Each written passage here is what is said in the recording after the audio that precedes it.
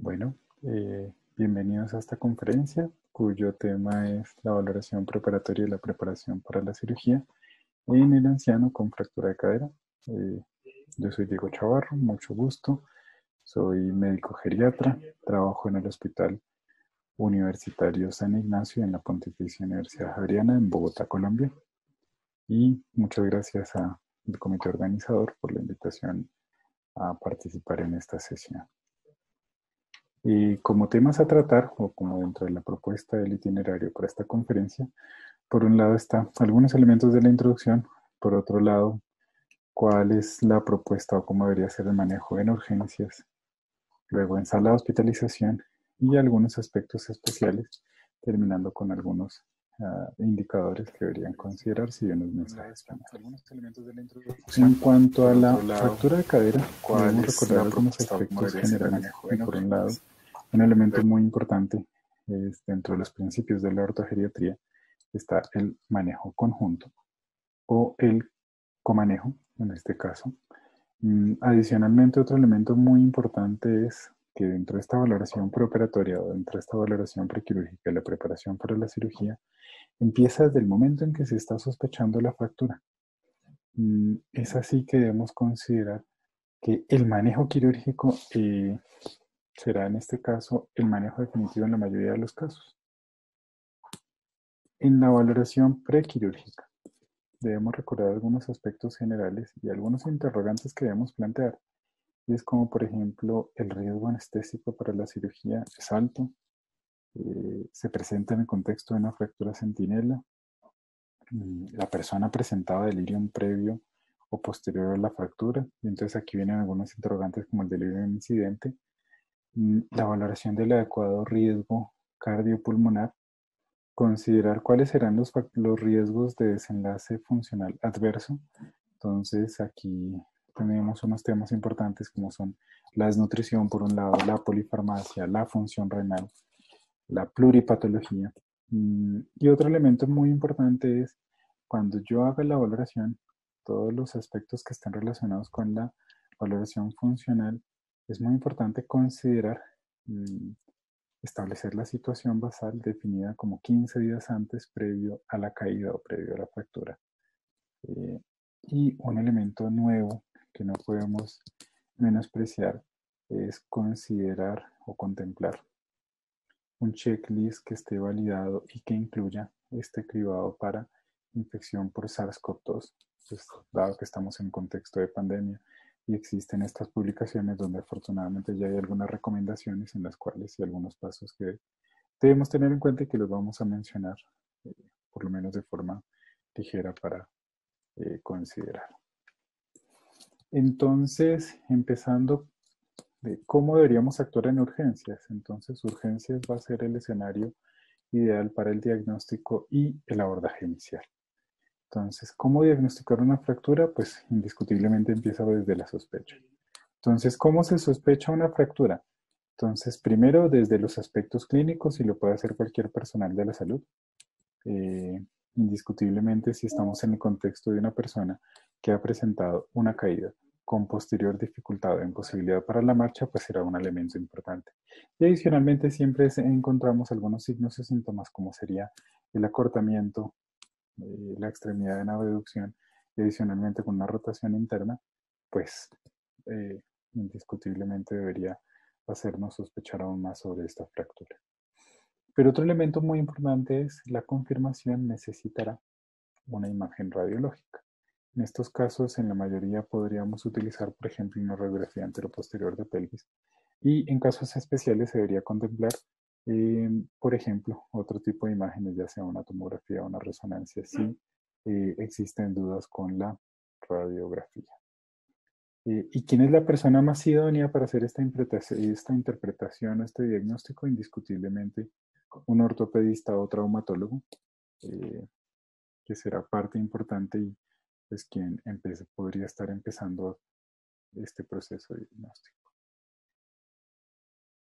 Pero entonces, luego de pensar cómo se diagnostica, en dónde se diagnostica, entonces el escenario ideal sería en un servicio de urgencias. Sin embargo, en algunos casos el paciente lo podríamos estar viendo en el domicilio o incluso en la consulta externa.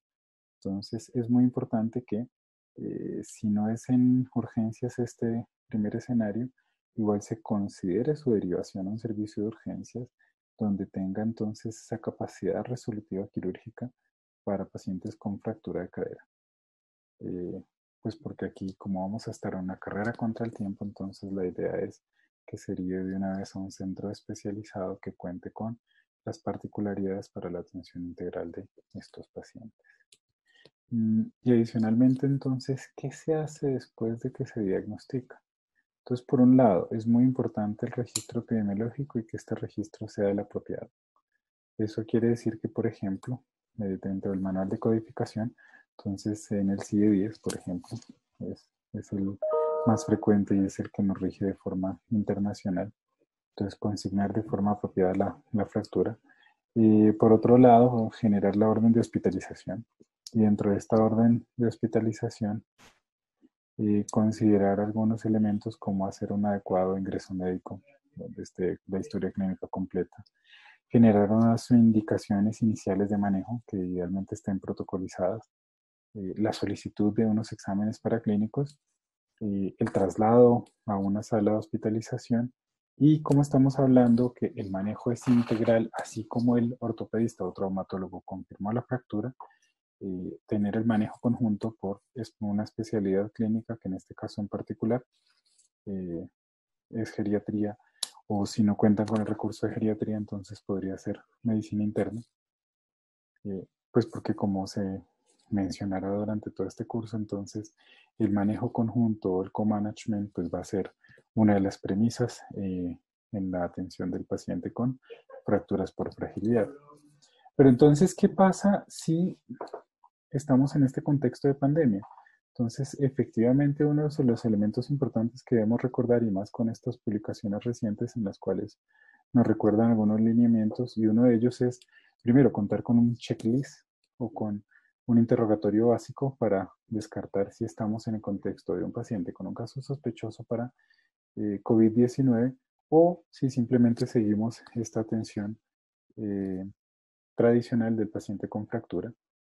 Eh, entonces, dentro de estos interrogatorios mínimos que debería considerar es si ha tenido contacto con casos sospechosos, si tiene clínica o tiene signos y síntomas de infección respiratoria, si tiene cambios radiológicos que sean sugestivos de neumonía viral o si incluso tiene una prueba positiva para infección por SARS-CoV-2. En el escenario que estemos en un caso sospechoso o confirmado, pues entonces ya seguimos con esta atención que va a ser protocolizada, donde entonces un elemento importante va a ser, por un lado, establecer la estabilidad clínica del paciente, seguir todos los elementos recomendados desde el protocolo de bioseguridad y poder establecer cuál va a ser el momento quirúrgico más apropiado para el paciente. Si no estamos en el escenario de un caso sospechoso de infección por COVID-19, pues continuaremos nuestra atención tradicional en la cual, pues una de las premisas que va a ser importante es considerar la cirugía precoz, que sean las primeras 24 o 48 horas posterior al ingreso. Y pues, entonces, dentro de esas indicaciones iniciales de manejo, por un lado estaría, por ejemplo, establecer la hidratación endovenosa. Tenemos publicaciones donde nos recomiendan el uso rutinario de solución salina. Otras en las cuales hablan de la utilización de cristaloides. Sin embargo, no podemos olvidar que tenemos un objetivo que por un lado es evitar la deshidratación, pero como podemos tener personas comórbidas, entonces también debemos evitar la sobrecarga de volumen. Entonces, esta prescripción de hidratación endovenosa, pues indiscutiblemente será individualizada según las características de nuestro paciente. Otro elemento importante va a ser la dieta. Entonces, la dieta se debe prescribir desde el momento del ingreso. Solamente suspenderé la vía oral, pues, previo al procedimiento quirúrgico. Y dentro de los aspectos generales está, por un lado, que la dieta debe ser hipercalórica e hiperproteica. Existen algunas recomendaciones internacionales y sobre todo si uno recuerda y revisa las guías ya sean de la ESPEN o de la ASPEN, Un elemento importante es que ellos en algún momento llegan a recomendar, por ejemplo, el uso rutinario de suplementos nutricionales orales.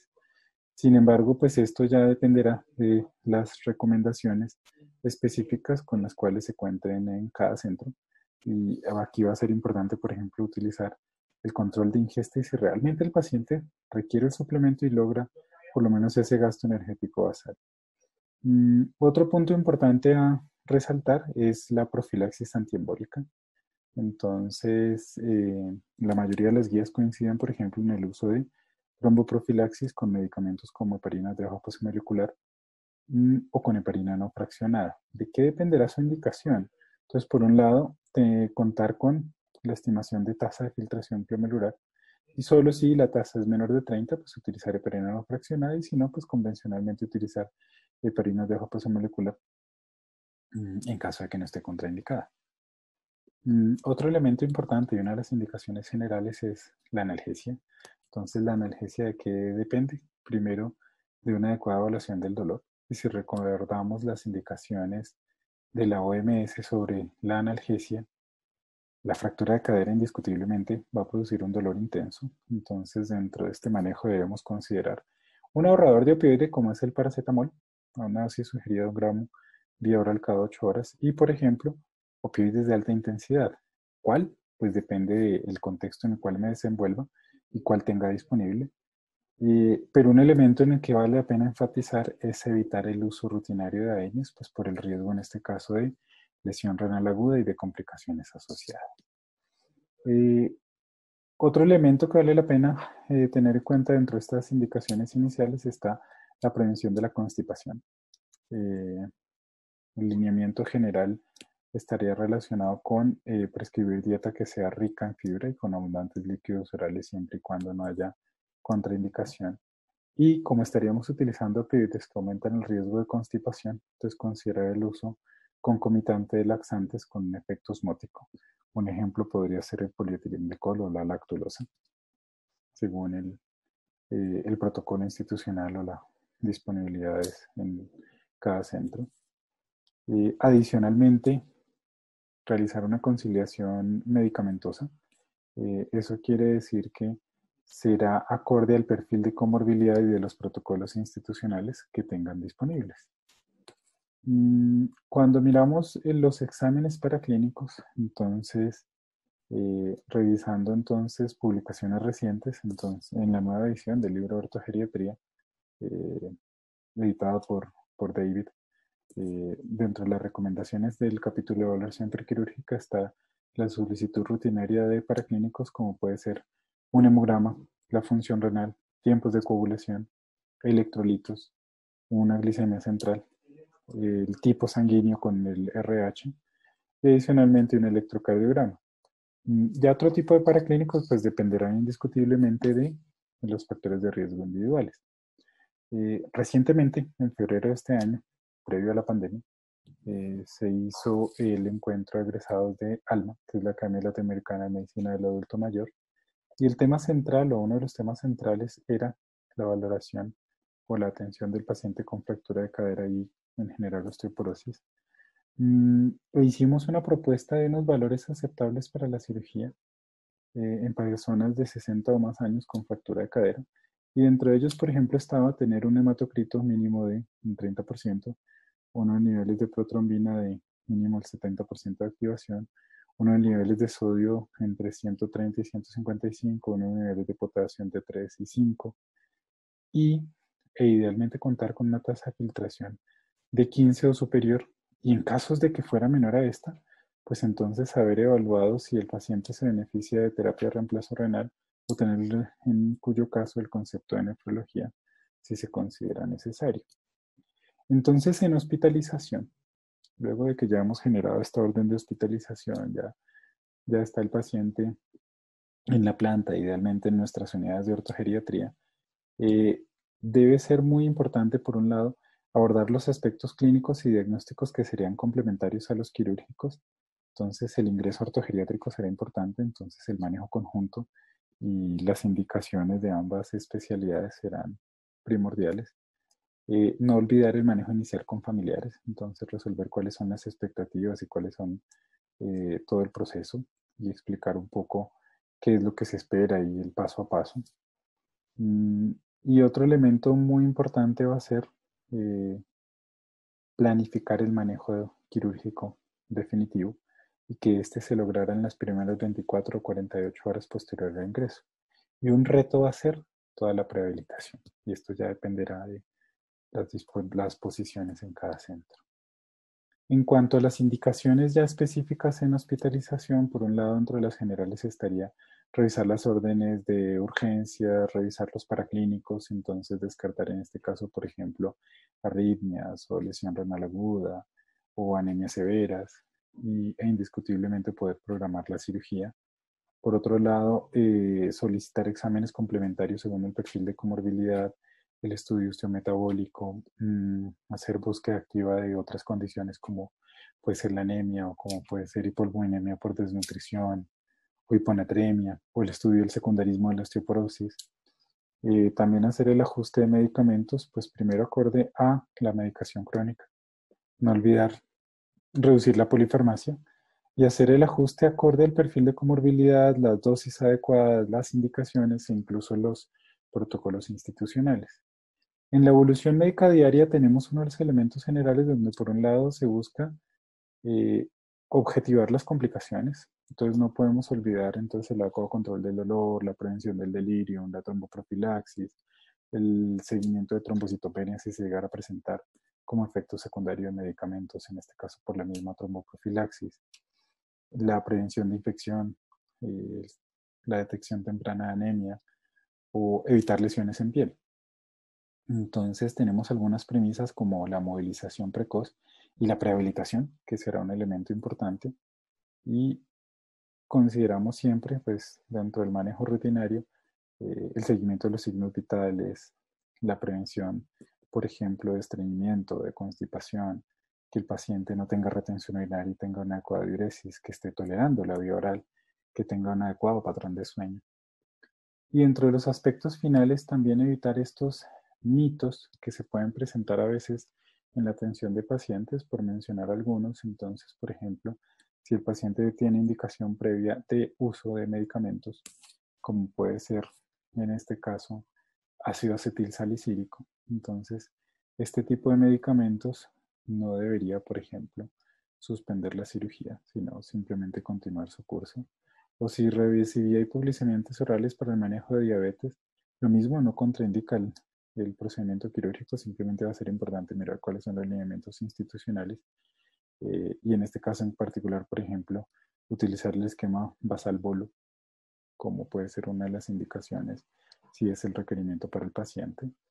Otros como por ejemplo el uso rutinario de ecocardiograma, pues digamos que no está indicado, a no ser que según la valoración del riesgo fuera necesario, o la solicitud de rutina de uroanálisis, pues que tampoco debería hacerse o debería precisarse solamente si tiene signos o síntomas irritativos urinarios.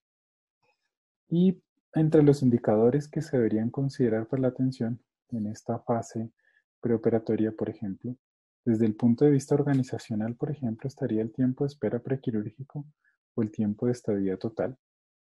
O, por ejemplo, desde el punto de vista clínico, como tengo, por un lado, es muy importante prevenir complicaciones, entonces la incidencia de las complicaciones será un elemento importante.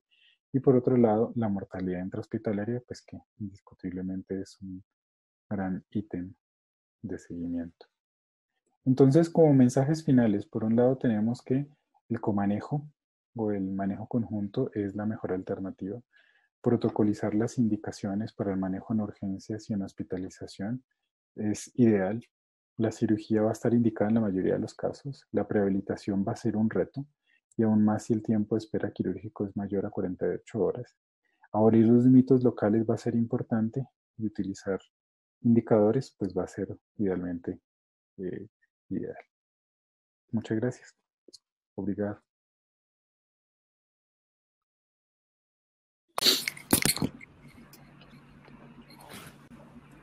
Bueno, bienvenidos a esta conferencia cuyo tema es la valoración preparatoria y la preparación para la cirugía en el anciano con fractura de cadera. Yo soy Diego Chavarri, mucho gusto. Soy médico geriatra, trabajo en el Hospital Universitario San Ignacio en la Pontificia Universidad Javeriana en Bogotá, Colombia. Y muchas gracias al comité organizador por la invitación a participar en esta sesión. Y como temas a tratar, o como dentro de la propuesta del itinerario para esta conferencia, por un lado están algunos elementos de la introducción, por otro lado, cuál es la propuesta o cómo debería ser el manejo en urgencias, luego en sala de hospitalización y algunos aspectos especiales.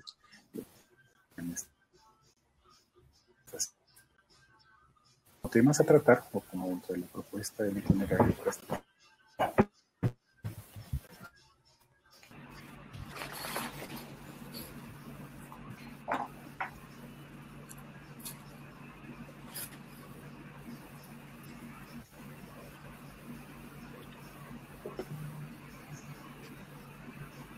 José Luis, buenos días. Creo que empezamos la discusión. ¿Usted coordina?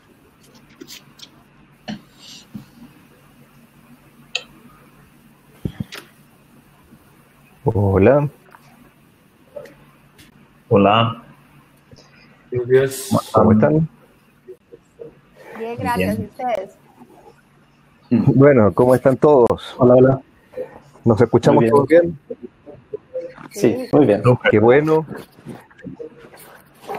Bueno, bienvenidos estamos en el primer pilar de FFN, ¿cierto? Que es el manejo multidisciplinario de las fracturas en la parte aguda.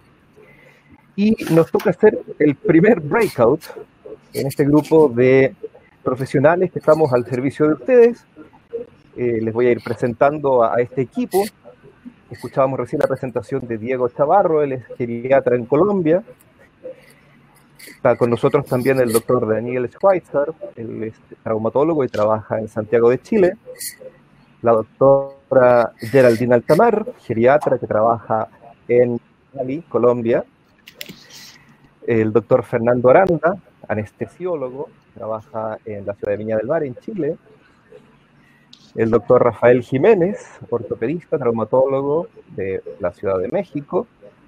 Y el doctor Germán Salazar, que no lo veo aún, tenía algunos problemas de conectividad, que trabaja en Quito, Ecuador. Yo soy el doctor José Luis Dinamarca, trabajo en Viña del Mar, Chile, y mi coach, en este caso, es el doctor Santiago Giralt, quien trabaja geriatra también en Asunción, Paraguay. Y vamos a comenzar nuestra ronda de preguntas, preguntándole a nuestros colegas traumatólogos algo que es muy importante, que tiene que ver con cómo es normalmente, habitualmente o tradicionalmente el manejo de las fracturas de cadera en nuestros hospitales en Latinoamérica, sin el comanejo ortogeriátrico. Buenos días a todos. La pregunta es muy amplia y es básicamente, por un lado, fácil de contestar porque la respuesta es sencilla. Por ejemplo, aquí en México, cada quien atiende la fractura de cadera como bien quiere o como le corresponde. ¿En qué sentido? No existen protocolos a nivel privado o institucional. Eventualmente en algunas instituciones se están creando las primeras unidades de pediatría, pero a nivel particular, cada médico atiende la fractura como la experiencia le dice o como la experiencia le manda. En ese sentido, cuando un paciente llega a un servicio de urgencias, al primero que le hablan es al ortopedista y el ortopedista, una vez haya hecho el diagnóstico, lo hospitaliza y empieza el manejo con su equipo de trabajo. En muchos de estos equipos de trabajo a nivel privado no existe la evaluación, por ejemplo, geriátrica. El paciente es tratado según la experiencia del ortopedista, del internista, por ejemplo, en los quienes se apoya el ortopedista y del resto de médicos cuando es exclusivamente necesario. Es decir, en muchas ocasiones las valoraciones son mínimas. Eso desde el punto de vista particular. Y desde el punto de vista institucional o de servicios de salud, si bien es cierto que existen algunas instituciones donde pueden estar creándose las primeras unidades de ortogeriatría, la experiencia no es muy distinta. El paciente llega, es valorado en el servicio de urgencias y una vez que es hospitalizado, pues queda a cargo del servicio de traumatología y de todos los otros servicios que pudieran necesitar atención el paciente. La diferencia es básicamente la velocidad de la atención. En la medicina privada, la velocidad de atención nos permite operar una fractura de cadera generalmente en las primeras 48 horas. En tanto, a nivel institucional, esto puede tardarse días y eventualmente hasta semanas con todas las complicaciones que esto trae. No sé, Daniel, ¿qué nos pueda contar de su experiencia en Chile? Bueno, buenos días, buenas tardes. Acá en Chile yo diría que también existe una gran diferencia entre lo que es la salud privada y la salud pública, pero me da la sensación de que vamos un poquito más adelantados, según lo que tú relatas, porque, por ejemplo, en nuestro hospital universitario, que es privado, existe un comanejo completo en las fracturas por fragilidad.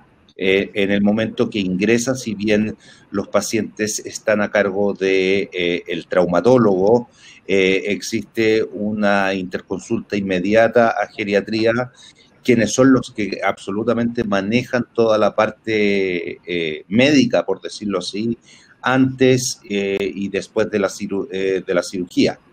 En los hospitales públicos, si bien esto no es rutinario, tengo la sensación de que ha ido progresando, tal vez no con geriatras especializados, pero como creyendo en el comanejo con medicina interna cuando no existe geriatría.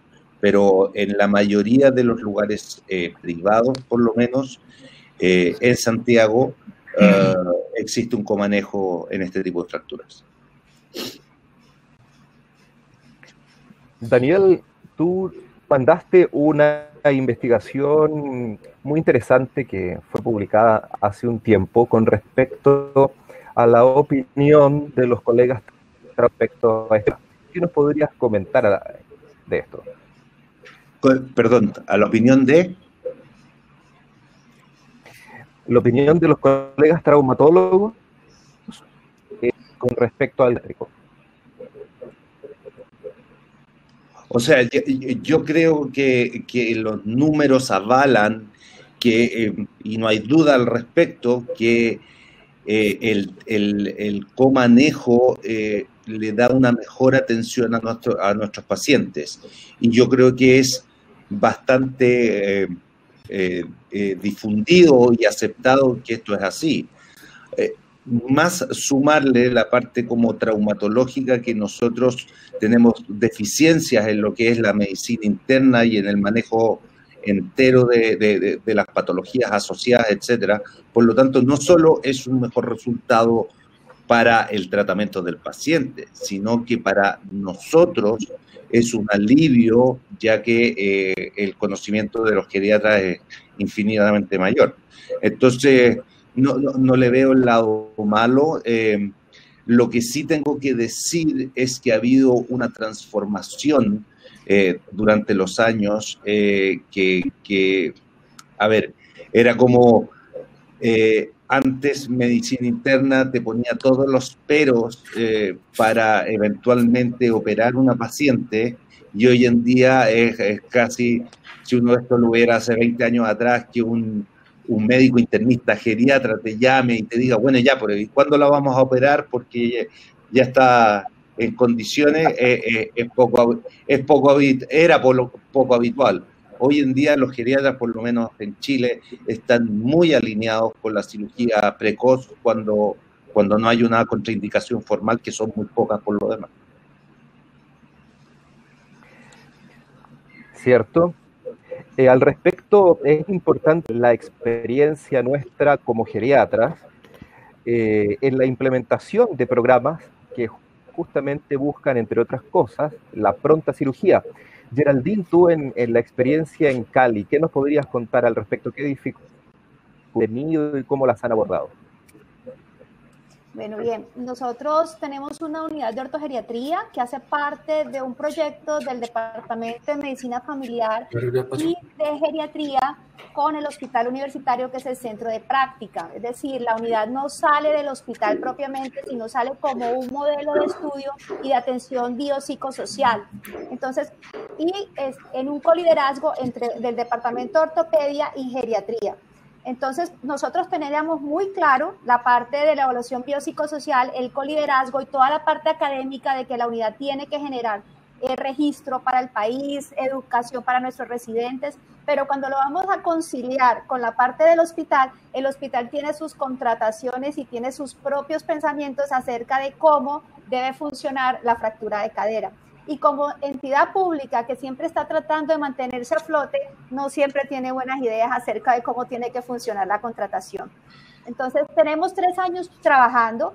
En esos 3 años que tenemos trabajando, este año empezamos ya a organizarnos en los modelos de contratación para poder asegurar un continuum asistencial que nos beneficie a todos. Para darles una idea, tenemos 25 tipos de aseguradores distintos. Entonces, un paciente que veamos tiene la probabilidad de que puede ser de unos 25 aseguradores. Eso limita la capacidad y la velocidad con la cual yo puedo atender pacientes. Entonces, de pronto, algunas cosas de las que vimos tan bonitas que Diego nos mostró, nosotros no las tenemos tan bonitas. Son bonitas, pero no tanto. Existen siempre dificultades, ¿no? En este caso, organizacionales. También hay algunas dificultades en el ámbito interpersonal. ¿Nos podrías comentar algo, Diego, al respecto? ¿Cómo podemos comenzar a, más que limar asperezas, a formar equipos entre las personas que trabajamos en un mismo lugar?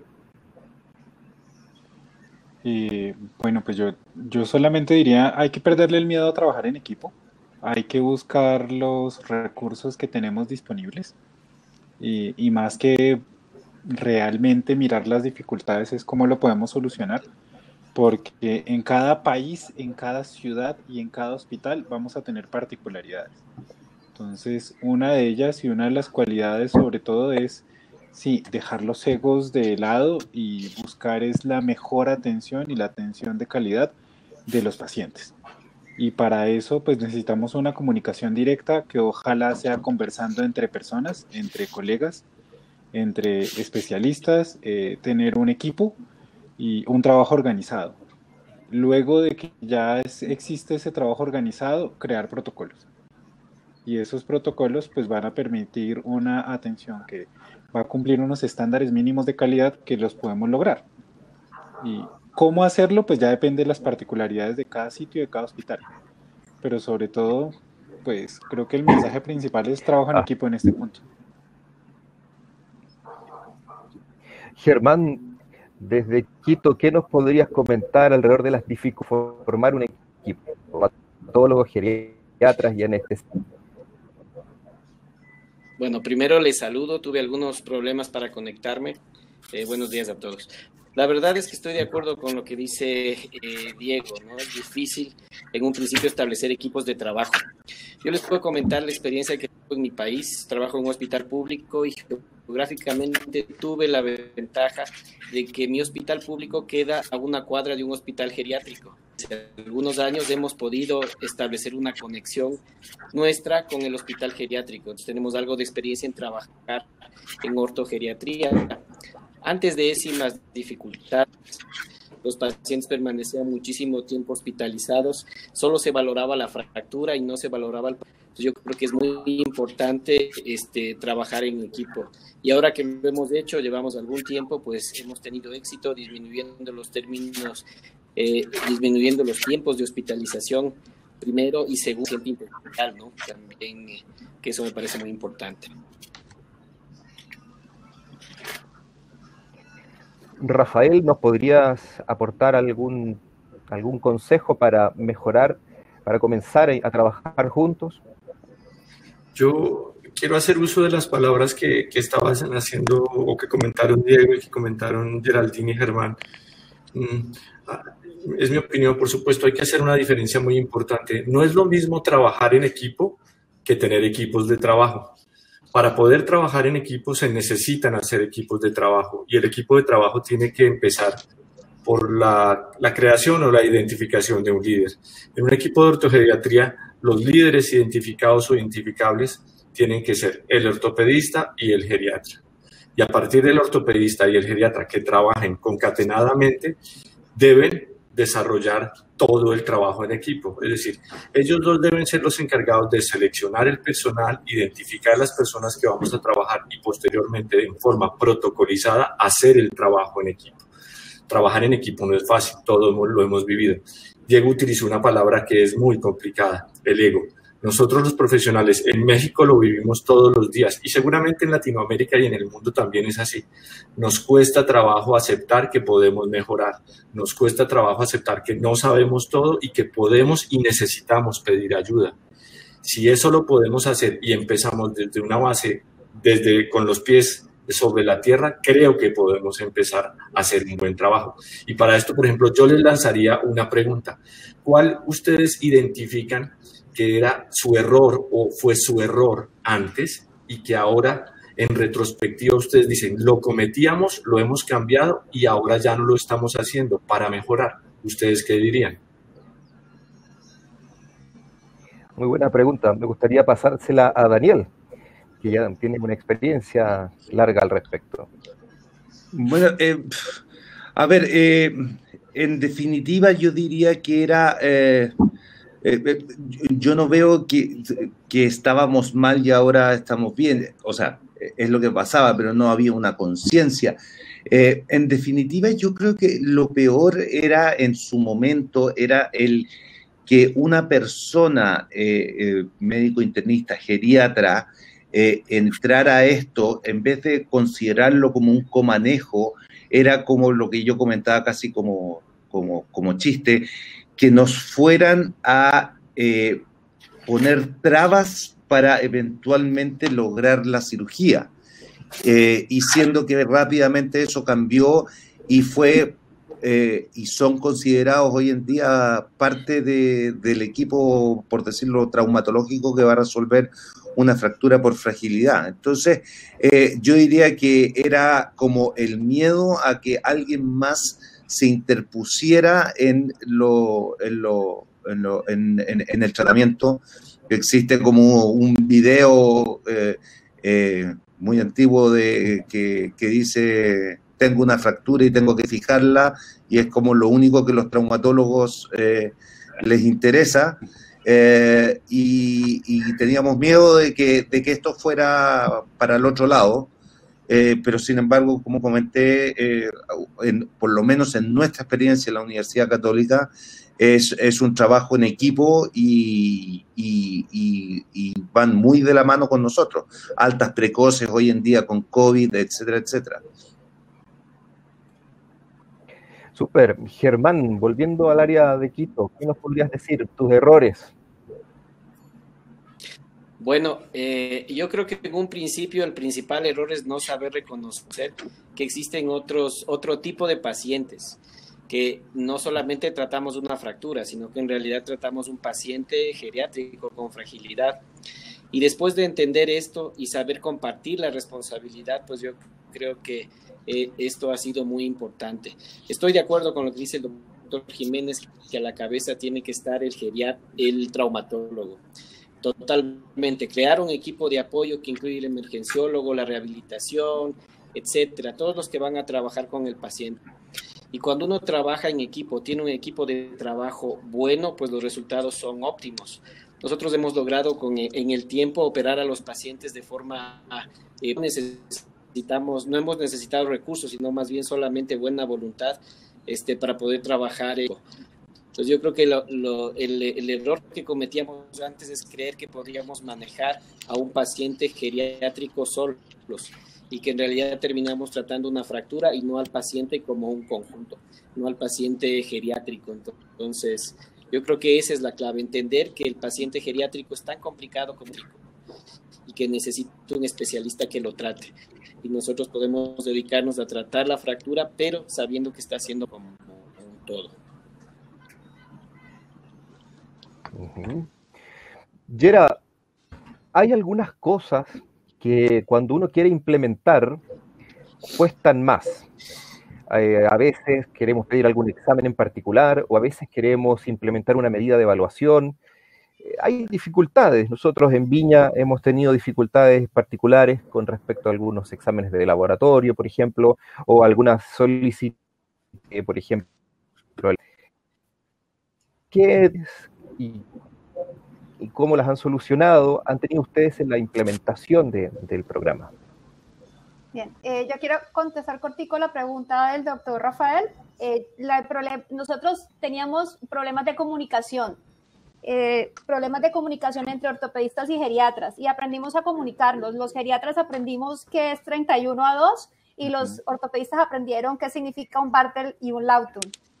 Y sí, y con orgullo diré que quienes hacen el ingreso de los pacientes en trauma de urgencia son los residentes de ortopedia, y la primera valoración funcional que se hace del paciente con fractura por fragilidad en mi hospital la hace el residente de ortopedia o el interno que rota por ortopedia, y ellos son los primeros que hacen Bartel y Lawton. Y yo sé que es una 31-2.3 en este momento, y sé qué significa la estabilidad de la pared lateral y por qué va un clavo y no va un DH. Eso fue lo primero que aprendimos. Tengo varios amigos aquí, saben que yo soy muy ansiosa y quiero todo ya. Aprendimos a calmarnos un poco los clínicos y a ir a velocidad de ortopedia, y los ortopedistas de velocidad de clínico en el buen sentido de cada uno. Aprendimos a comunicarnos. Y la segunda, a estandarizar, y eso hay que volverse un poquito Hitler, porque hay que hacer un checklist y estandarizar. Yo trabajo en un hospital universitario donde un paciente de fractura por fragilidad, antes de llegar al piso o a operar, lo pueden ver 4 personas, cada quien con su propia idea de lo que le debe pedir. Entonces, nosotros tenemos un protocolo de ingreso, de historia clínica, de problemas y de lo que se debe hacer desde el principio. Un poco hitleriano, sí, pero de la buena forma, pero la idea es evitar perdernos en el camino y llegar rápidamente a donde queremos llegar. Y respondiendo a la pregunta de José, realmente exámenes dentro de la implementación nosotros no hemos tenido problemas. Al revés, tuvimos que quitar cosas porque, como les decía, pedían múltiples valoraciones y nos perdíamos en el camino. Porque cuando usted ve, todos los que vemos adultos mayores sabemos que cuando usted le empieza a pedir exámenes a un adulto mayor, encuentra porque encuentra. La diferencia es si eso está generando una condición patológica o una descompensación. Entonces, el problema no era pedir, el problema no era que no podíamos, el problema era que pedíamos demasiado. Entonces, mi problema es llevarlos a tiempo a cirugía por los trámites, por lo que les explico de las negociaciones. Pero de lo que es la atención clínica, no hay problema. Cuando se quedan un rato largo en urgencias, tal vez, pero de resto no de pedir, no tengo ese problema. Ajá. Y Diego, ¿qué nos puedes comentar al respecto? No, yo lo que contaría del aprendizaje durante estos años, por un lado, es reconocer la importancia de todos, la comunicación directa, tanto con la enfermera, con todo el equipo de rehabilitación, con el terapeuta, el auxiliar que tiene a cargo el paciente, la comunicación con el familiar, el cómo entonces para prevenir delirium, esta educación tanto al auxiliar de enfermería, pero al familiar que está presente, ha sido parte importante, y cómo simplificar la información para que todos estemos hablando un mismo idioma.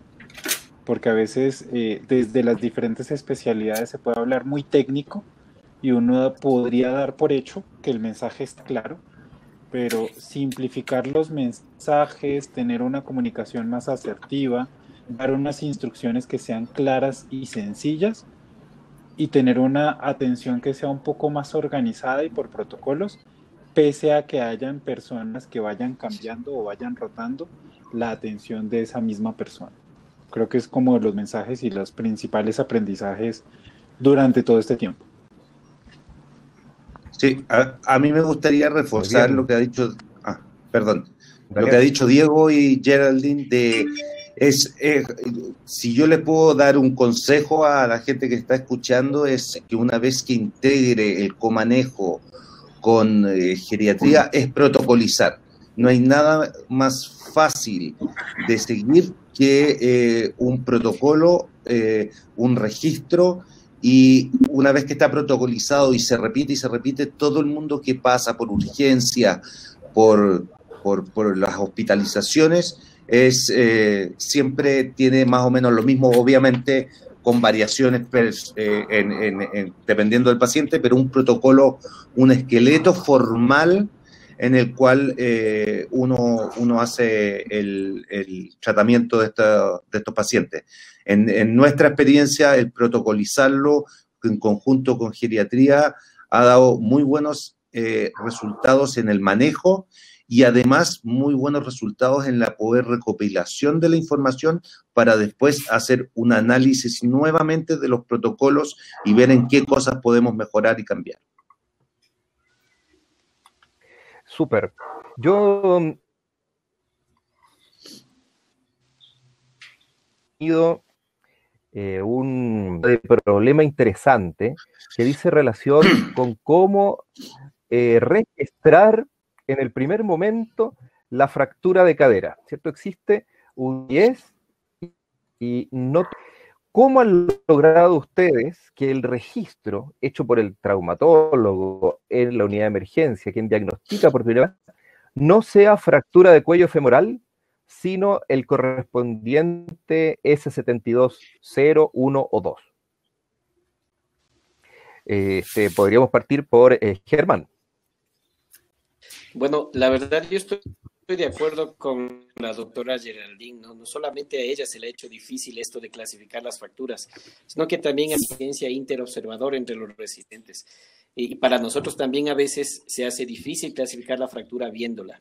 Hemos mejorado tratando de manejar siempre el mismo idioma entre todos nosotros, pero aún así yo creo que todavía existen problemas en la clasificación de las fracturas que tenemos interobservador, ¿no? Tan es así que existe mucho registro de fracturas, por ejemplo, basicervicales, cuando algunas son transcervicales, y esto es entre los observadores. Entonces yo creo que pues es bastante difícil hacer eso y esperemos que algún día lleguemos a organizarnos perfectamente, pero hay mucho error. No solamente, como dice la doctora, para ella se hace difícil, pues para nosotros también se nos hace difícil y a veces entre gente experta pues tenemos o vemos diferente las fracturas, ¿no? La comunicación es parte del éxito y estandarizar procedimientos, como dijo el doctor que me precedió. Eso creo que es bastante bueno. Ya. Bueno, con respecto a la clasificación por CIE-10, nosotros hay dos códigos que son importantes, que son los códigos de clasificación, porque pues una cosa es el Garden y la clasificación A y otra cosa es el CIE-10, que no hay con mucha relación. Y el otro código que tenemos claro que tiene que ir siempre es osteoporosis no especificada con fractura patológica, para poder recuperar ese paciente con fractura por fragilidad. Entonces, esos son los códigos, los 4 códigos que yo creo que es de doble check. Cuando entra el paciente, cuando lo tenemos hospitalizado en el software de la historia clínica, cada día asegurarnos de que estén ahí en característica de confirmado, en la historia clínica electrónica de nuestro hospital, para poder recuperar esos pacientes. Y nosotros tenemos un sistema de registro a través de la Secretaría del Departamento en donde recuperamos la información de todos los pacientes de fractura por fragilidad. Entonces, eso nos ha permitido de que si bien nosotros este año, recién en junio, cumplimos 3 años de estar funcionando, llevemos nuestra estadística al día. Entonces, estar pendiente de eso y tuvimos un gran subregistro en primer año, debido a que no éramos tan juiciosos, pero esperamos irlo mejorando con el tiempo. Y eso de ser juiciosos, ¿cómo lo lograron? ¿Cómo lo logramos? Bueno, los geriatras somos juiciosos a la fuerza, yo creo. Yo creo que cuando uno es geriatra y tiene que enfrentar a alguien que tiene 10 diagnósticos y de esos 11 están en estado descompensado, le toca a uno ser juicioso, quiera o no quiera.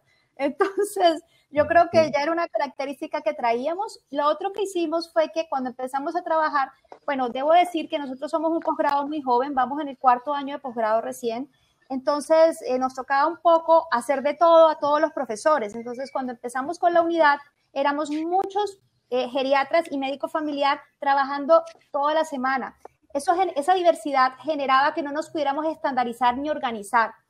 En el primer año y medio nos costó trabajo ajustarnos y ya en el siguiente año y medio nos quedamos solo 2 personas encargadas de la sala y eso nos permitió, no que no éramos juiciosos antes, sino estandarizarnos y ponernos de acuerdo en lo que hacemos. Y lo que ya traíamos organizado, seguirlo organizando y aprender. Y era más fácil comunicarse entre 2 que comunicarse entre 4. Entonces eso también ayuda mucho a registrar. Cuando usted se organiza, a registrar. Perfecto. Yo recuerdo cuando llegué a trabajar en traumatología, porque yo pertenezco a un servicio de traumatología, una de las primeras cosas que me di cuenta era la enorme cantidad de fracturas en mi servicio, y que iba un poco en contra de lo que decían los libros de América del Norte o de Europa, que la mente intracapsulares, y mi sorpresa fue bastante grande cuando vi los registros oficiales del servicio de salud, que eran en un 95% de fracturas intracapsulares. Entonces decía, hay algo que yo no estoy haciendo bien u otra persona no está haciendo bien. Y el problema era que básicamente el colega traumatólogo que recibe al paciente fracturado de cadera en la unidad de emergencia manejaba el CIE-10 en forma errada, no le daba la importancia correcta. Y decía, bueno, son todas S72-0 porque es lo que primero me aparece y esto no lo ve nadie. Bueno, es importante entonces la comunicación al respecto. Tenemos un paciente que llega a la unidad de emergencia, es visto por un traumatólogo y hace un diagnóstico de fractura de cadera. Pero de ahí tenemos que sacarlo de la unidad de emergencia rápidamente, llevarlo a la sala de traumatología o a la unidad de ortogeriatría, a donde sea, pero rápidamente. Y pedirle algunas cosas. ¿Qué cosas cuando ustedes las piden, les han parecido que están mal y que les dan mayor cantidad de problemas? Por ejemplo, en el ámbito clínico, el tema de las anemias, ¿cierto? ¿Cómo manejan, Daniel, las anemias en el Hospital Clínico de la Católica? ¿Tienen una cantidad de qué cantidad de transfusiones tienen? ¿Les dificulta el acceso a la cirugía este problema a sus pacientes? A ver, en general no es un tema porque las transfusiones tratamos, a menos que sean demasiado agudas, por decirlo así, de realizarlas postoperatoriamente. Obviamente no da tiempo para hacer un suplemento con fierro endovenoso, etcétera, etcétera. Y para mí no ha sido un tema la parte transfusional en mi práctica clínica en la Universidad Católica. Sin embargo, ha sido un mega tema en época COVID, porque el banco de sangre se quedó sin stock. Nosotros somos un hospital que hace muchos trasplantes y ustedes sabrán que los trasplantes consumen prácticamente un banco entero cada vez que se hace. Entonces hemos tenido graves problemas, pero solo por la época COVID, porque la donación fue muy restringida durante la etapa de cuarentena. Pero en términos generales no es un problema. Voy a tomar una pequeña cosa que yo tengo una duda que yo no sé si lo estamos haciendo bien y quiero compartir la pregunta con ustedes que revisan. Yo revisé el tema y no lo sé muy bien. ¿Cuál es el protocolo que tienen ustedes cuando llega una paciente con una fractura para hacer una evaluación o solicitar un ecodoppler? Estoy hablando de una paciente que llega con una fractura que sucedió hace 3 días, 5 días, el día anterior. ¿Ponen un punto de quiebre para solicitar un ecodoppler de extremidades inferiores para descartar una trombosis? ¿No lo hacen? ¿Lo hacen? Y si lo hacen, ¿cuándo lo hacen? Perdón por meterme en la pregunta. Diego. No, ahí yo creería que partiría uno desde la sospecha diagnóstica, ¿no? Dependerá de los hallazgos al examen físico, es lo que pensaría, pero que por protocolo, si una persona tiene una fractura, han pasado varios días y a todos pedirles Doppler, pues no en nuestro caso. Y dependerá más a si hay algún signo o síntoma que sugiera la sospecha diagnóstica para terminar solicitándolo, pues porque si no entorpecería y demoraría un poco más el proceso en general. No sé los demás qué opinan. Lo que pasa, yo no sé qué opina Geraldine y Santiago, el resto, pero nosotros de forma arbitraria, y por esto traje la pregunta, porque no hay mucha evidencia. El problema es que hay muchas